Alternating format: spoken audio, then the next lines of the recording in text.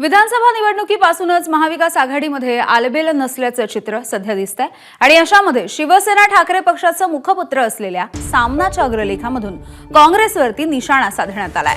संवाद जर तुटला तर कोणतीही आघाडी यशस्वी होत नाही असं म्हणत संजय राऊत यांनी काँग्रेसला टोळ्या लगावल्या।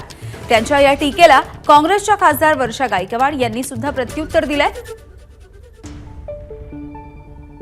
जे काही घटक पक्ष हे या भूमिकेत आहेत की संवाद तुटलेला आहे, तो डायलॉग हवा।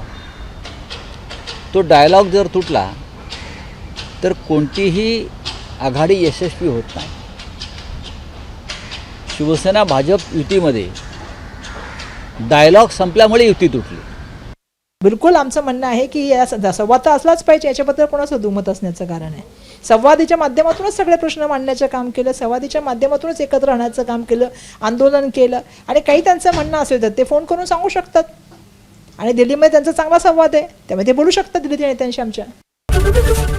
एबीपी माझा, उघडा डोळे बघा नीट।